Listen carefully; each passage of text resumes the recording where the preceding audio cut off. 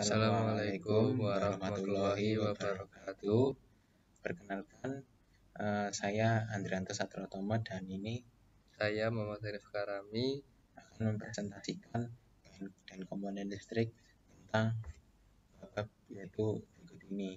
Yang pertama baterai solder yang akan dipresentasikan oleh Romi dan saya akan mempresentasikan MPP, fuse, dan fuse saja. Oke, yang pertama yaitu membahas mengenai baterai. Ini apa itu baterai? Baterai adalah sebuah alat yang dapat merubah energi kimia yang disimpannya menjadi energi listrik yang dapat digunakan oleh suatu perangkat elektronik. Hampir semua perangkat elektronik yang portable seperti HP, laptop, senter, ataupun remote control menggunakan baterai sebagai sumber listriknya. Kemudian baterai sendiri mempunyai dua kutub, yaitu kutub positif dan kutub negatif, di mana kutub positif yaitu kutub yang berada pada bagian batang baterai dan juga memiliki arus listrik yang dialirkan melalui ujung knop bagian atas baterai. Yang kedua yaitu kutub negatif. Kutub negatif baterai posisinya itu di bawah bagian dari baterai sendiri, dan arus listrik bermuatan negatif dialirkan melalui pelapis bagian bawah baterai. Ya, jenis-jenis baterai di sini, jenis baterai dibagi menjadi dua, yaitu ada yang single use sekali pakai dan juga ada yang rechargeable atau digunakan kembali.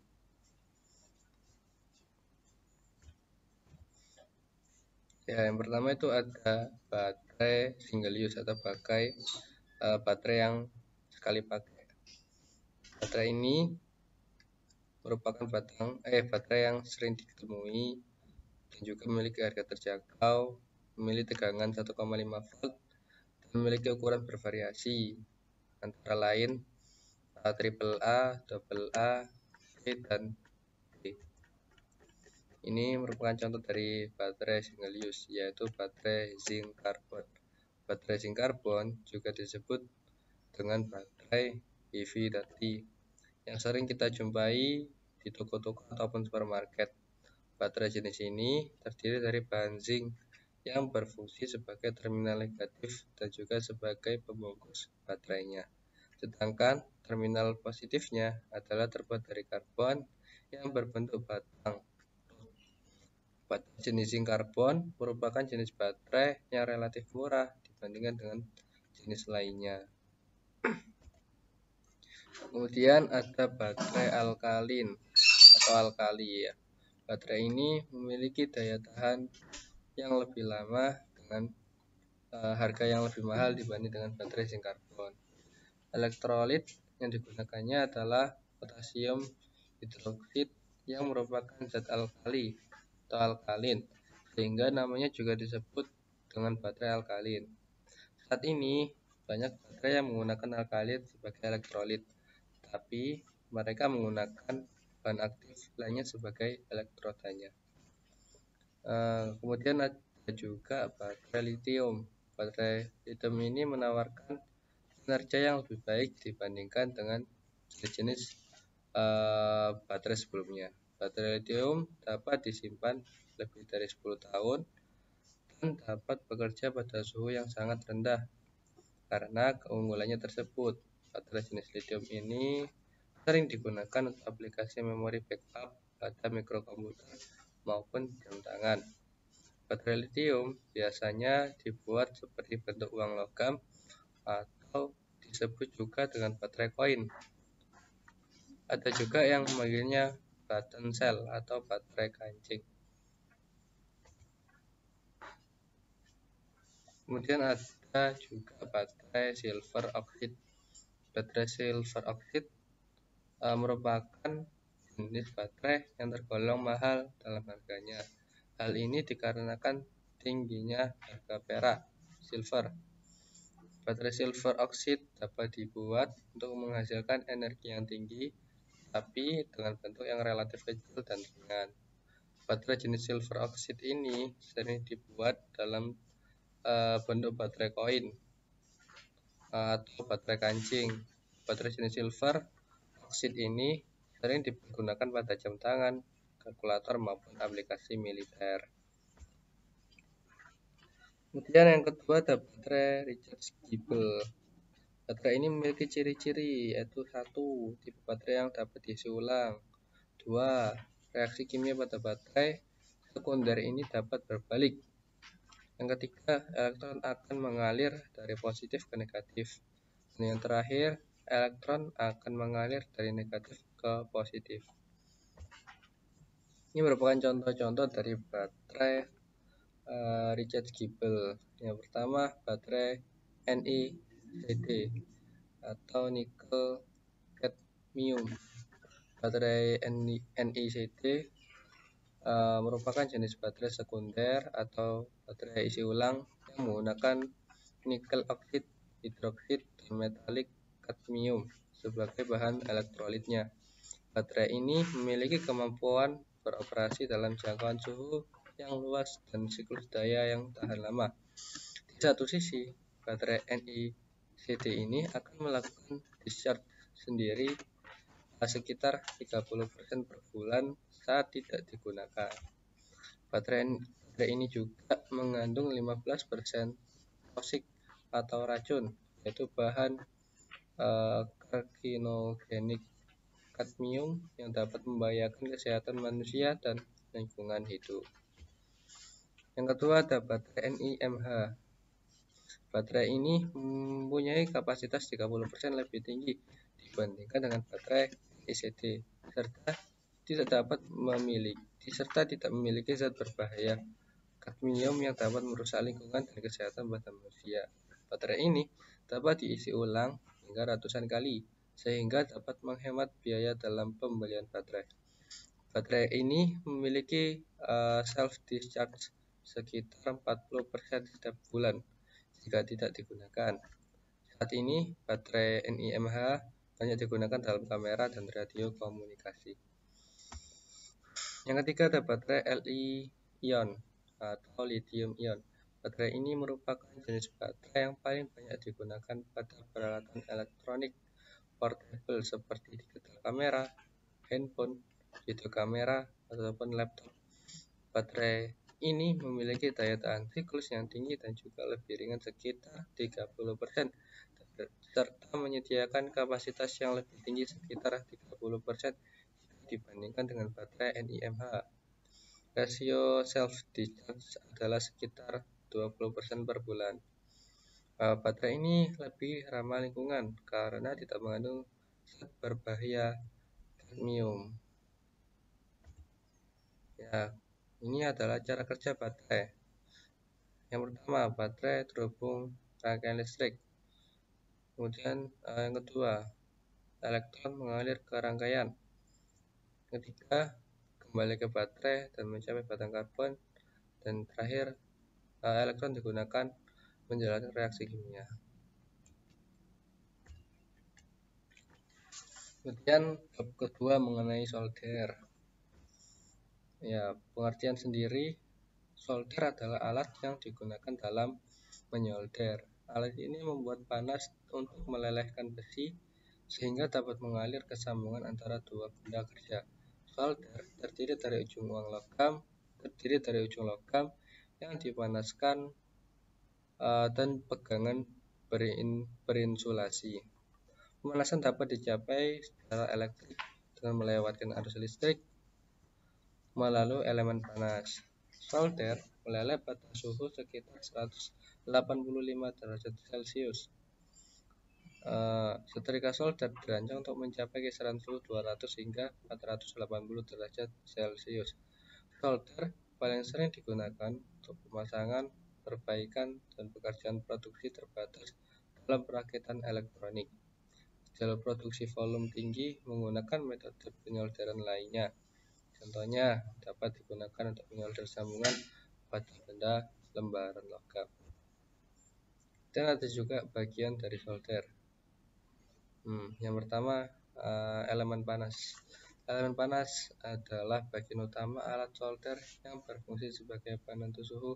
Jika solder terdapat tegangan yang besar, maka suhu yang dihasilkan akan semakin tinggi. Pada elemen pemanas, solder memiliki daya tertentu yang penggunaannya dipilih sesuai dengan kebutuhannya. Yang kedua ada besi solder. Besi solder merupakan bagian solder listrik yang berfungsi untuk mengalirkan energi panas yang sebelumnya dihasilkan oleh elemen pemanas. Oleh karena itu, berfungsi sebagai konduktor. Maka bagian ini harus terbuat dari bahan yang mampu menghantarkan panas dengan baik. Yang ketiga ada mata solder. Mata solder berada di bagian ujung dari besi solder dan memiliki ujung yang lancip yang terbuat dari bahan penghantar panas yang baik. Fungsi mata solder untuk mengalirkan panas dari besi solder. Terakhir ada ganggang solder. Ganggang solder merupakan isolator sebagai pegangan dalam menggunakan solder.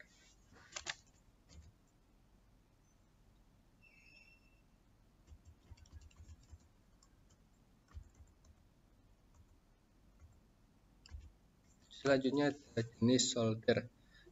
Jenis solder sendiri dibagi menjadi tiga, yaitu solder biasa, solder uap, dan solder suhu. Yang pertama solder biasa. Solder biasa adalah solder yang paling banyak ditemukan di pasaran dikarenakan harganya yang mudah dijangkau dan juga mudah saat digunakan.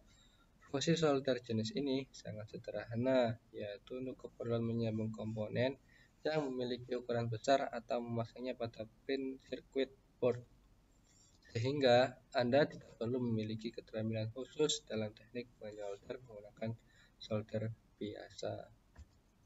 Kedua ada solder uap. Solder jenis ini banyak dijual dengan harga relatif mahal dikarenakan cara kerjanya berbeda, di mana proses penggunanya membutuhkan udara.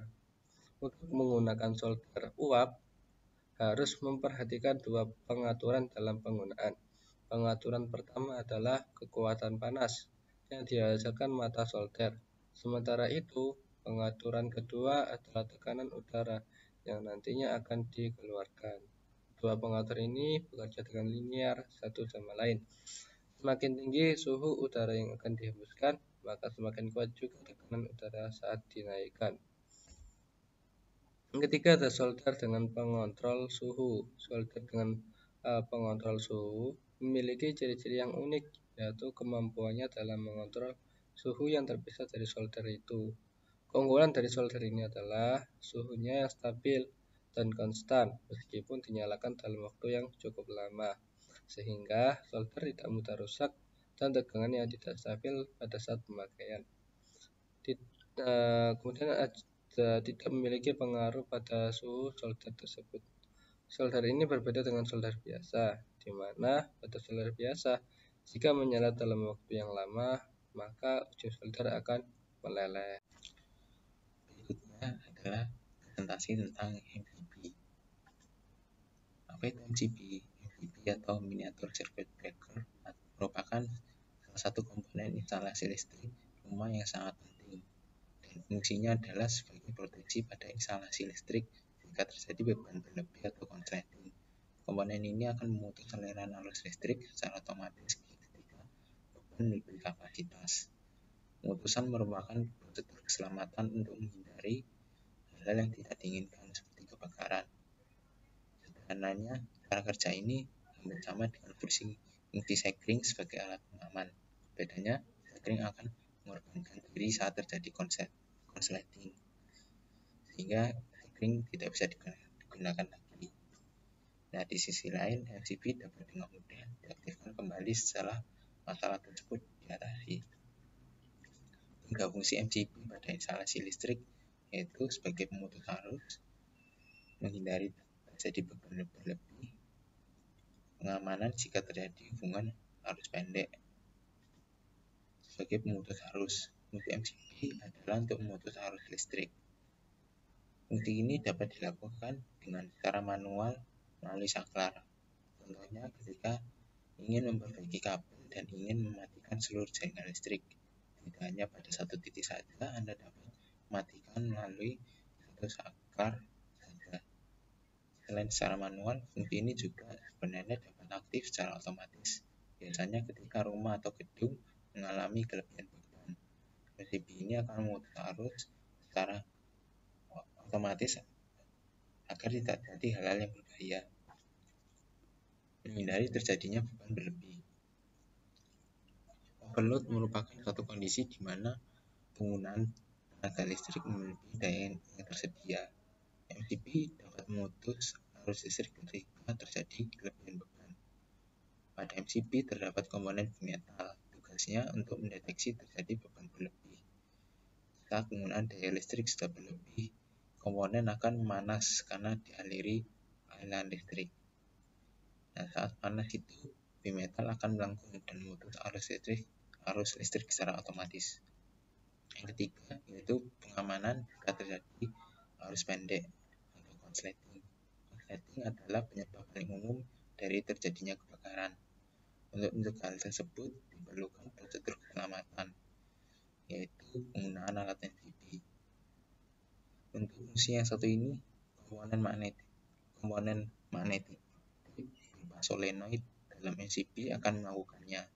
Sama seperti bimetal, komponen ini bereaksi karena terjadi panas. Namun, jika terjadi konsleting, panas yang masuk biasanya sangat tinggi sehingga terjadi gaya magnet pada solenoid yang otomatis akan menarik saklar sehingga aliran listrik padam. Perbedaan antara magnetic strip dan bimetal terletak pada waktunya. Pembengkokan bimetal terjadi dengan rentang waktu tertentu sehingga tidak spontan memutus arus. Sedangkan komponen magnetik dapat bereaksi secara cepat karena pada keadaan darurat diperlukan reaksi yang cepat. Nah, berikut ini ilustrasi dari yaitu pemutusan secara dengan pembengkokan bimetal, dan yang kedua yaitu dengan pemanasan dari yang menyebabkan elemen magnetik ini menarik grip. Dan berikut ini jenis MCB. Ada MCB tipe B, tipe C, dan tipe D. Yang tipe B itu memiliki ketahanan arus 3-5 kali arus maksimum. Tipe B ini biasanya digunakan untuk bangunan yang tidak begitu besar seperti rumah atau industri ringan. Tipe C itu memiliki hambatan arus yang paling besar, 5-10 kali batas maksimum. Di sini digunakan pada rangkaian yang memiliki lonjakan muatan listrik yang sangat besar. Contohnya motor listrik berdaya besar, mesin produksi pabrik, dan lain sebagainya. Yang ketiga yaitu tipe D. Tipe D ini memiliki hambatan arus yang paling besar, yaitu 10-25 kali batas maksimum. Fungsinya sama seperti tipe D dan digunakan pada mesin-mesin yang berdaya besar. Yang keempat berikutnya yaitu materi fuse. Apa itu fuse? Fuse atau sekring adalah satu komponen yang berfungsi sebagai pengaman dalam rangkaian atau perangkat listrik. Dasarnya terdiri dari kawat yang halus dan pendek yang akan meleleh serta terputus apabila dialiri arus yang berlebih, dan juga hubungan arus pendek dalam peralatan listrik. Dengan putusnya sekring, arus listrik yang mengalir yang berlebihan itu tidak dapat mengalir sehingga tidak merusak komponen yang terdapat dalam rangkaian. Fungsi fuse atau sekring untuk melindungi peralatan listrik akibat hubungan pendek atau listrik yang berlebih. Jenis-jenis fuse yaitu fuse tipe plate dan fuse tipe cartridge. Tipe plate itu termasuk jenis sekring yang paling sering dan banyak digunakan. Tipe plate ini dirancang dengan elemen metal serta lebih kokoh dan kaca pelindung yang tembus pandang, sehingga pada saat putus akan terlihat dan fuse ini memiliki warna. Selain itu terdapat beberapa kelebihan dari fuse tipe plate ini, yaitu lebih ringan, dengan hubungan lebih luas, tidak mudah pecah, dan lebih tahan terhadap arus yang terputus. Fuse cartridge atau flash. Cartridge adalah sekring berdasarkan yang diidentifikasi berdasarkan kapasitas pada masing-masing jenis. Untuk tipe bridge dapat dilihat pada hubungan logam yang menutup tabung yang menampilkan salah satu angka penunjuk kapasitas segmen. Prinsip kerja fuse. Fuse adalah alat pelindungan yang paling umum. Nah, pada saat aliran arus melebihi beban maksimum, maka fuse akan putus. Elemen fuse akan mencair dan mencegah komponen lain letakkan arus berlebih. Ukuran elemen metal pada fuse membedakan nilainya. Perlu diingat, kelebihan arus menyebabkan kelebihan panas. Panasnya itu yang menyebabkan rangkaian putus, bukan karena arusnya. Faktor penyebab fuse yaitu yang pertama overload. Overload adalah arus yang mengalir karena satu rangkaian itu lebih dari kapasitas maksimal fuse. Yang kedua yaitu short circuit, yaitu hubungan singkat yang terdapat pada rangkaian sehingga arus yang mengalir ke fuse melebihi kapasitas fuse. Sekian dari presentasi kelompok kami. Terima kasih dan mohon maaf bila ada salah kata. Wassalamualaikum warahmatullahi wabarakatuh.